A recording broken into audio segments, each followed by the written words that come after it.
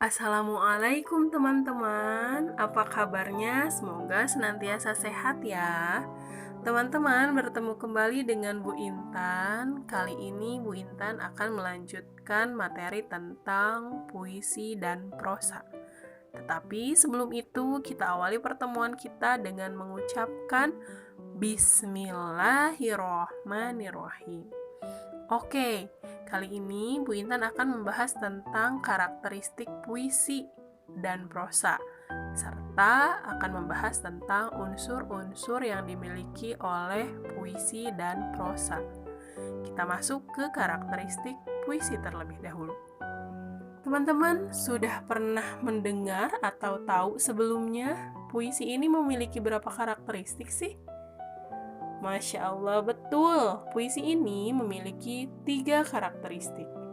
Yang pertama, bersifat bebas, baik bentuk atau tipografinya maupun isinya. Isi puisi itu ada bait, larik, dan rima. Yang kedua, bersifat imajinatif atau hayalan pengarang.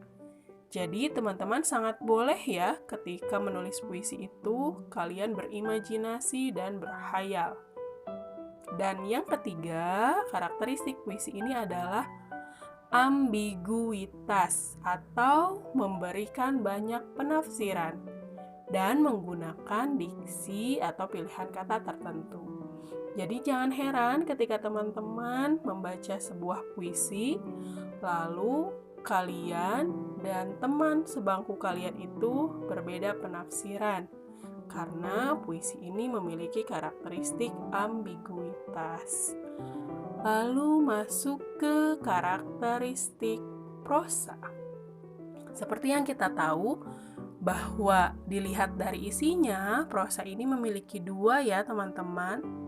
Ada prosa fiksi dan ada prosa non-fiksi. Kita masuk ke karakteristik prosa fiksi terlebih dahulu. Nah, di karakteristik prosa fiksi ini tergantung pada jenis prosa fiksi apa yang akan kita buat. Nah, jenis yang pertama itu ada prosa fiksi berbentuk dongeng.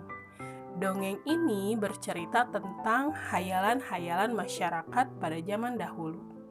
Bentuk-bentuk dongeng salah satunya ada mitos, ada legenda, ada fabel, ada sage, dan ada jenaka. Lalu jenis yang kedua untuk prosa fiksi itu adalah novel. Nah, novel ini adalah cerita yang panjang tentang kehidupan. Contohnya novel Laskar Pelangi. Nah, lalu jenis yang ketiga untuk karakteristik prosa fiksi itu adalah cerpen. Cerpen ini berupa cerita pendek yang menceritakan sebagian kecil dari kisah pelaku utamanya. Oke, itu adalah karakteristik prosa fiksi. Lalu masuk ke karakteristik prosa non-fiksi. Sama seperti halnya karakteristik prosa fiksi, karakteristik prosa non-fiksi juga tergantung pada jenis prosa non-fiksi apa yang akan kita buat. Jenis yang pertama itu adalah artikel. Artikel ini yaitu karangan yang berisi uraian. Lalu yang kedua adalah tajuk rencana. Tajuk rencana yaitu karangan yang bersifat argumentatif atau mengandung alasan mengenai hal-hal yang faktual. Nah, jenis prosa non-fiksi yang ketiga yaitu adalah riwayat. Riwayat ini bercerita tentang kisah hidup orang atau tokoh ternama atau tokoh yang menginspirasi. Nah, jenis-jenis riwayat itu ada 2 ya teman-teman. Kita sudah pernah membahas sebelumnya. Yang pertama ada biografi, yaitu ditulis oleh orang lain.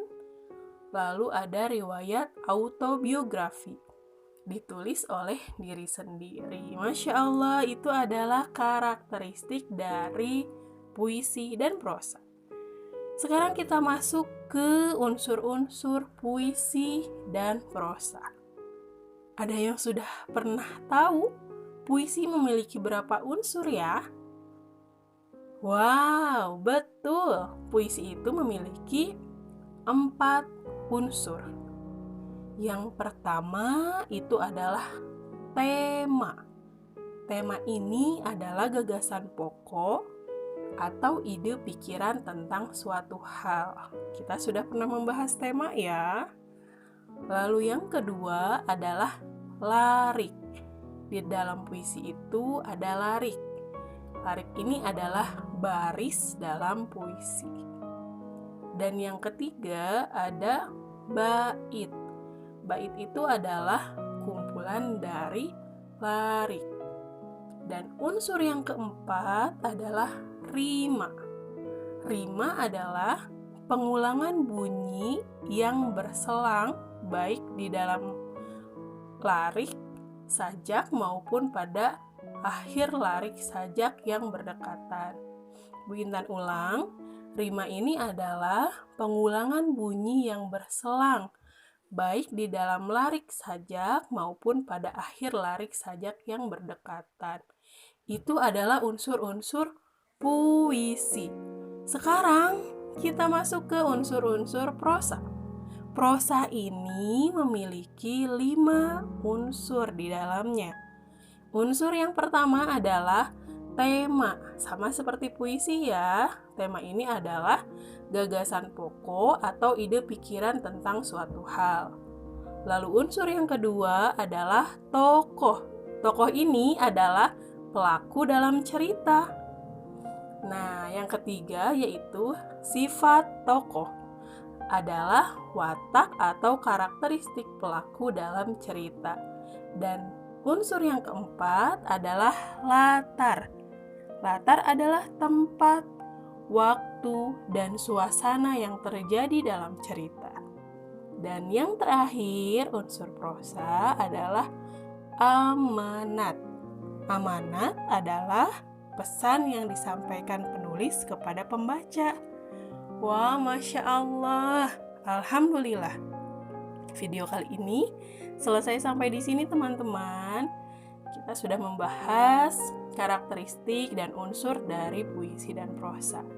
Bu Intan ucapkan terima kasih dan barokallah kepada teman-teman yang sudah antusias dalam menyimak video ini. Semoga ilmu yang kalian dapatkan bermanfaat ya. Kita akhiri pertemuan kita dengan mengucapkan hamdalah. Alhamdulillahirabbil alamin. Bu Intan akhiri dan sekian dari Bu Intan. Wassalamualaikum warahmatullahi wabarakatuh. Sampai bertemu di video selanjutnya.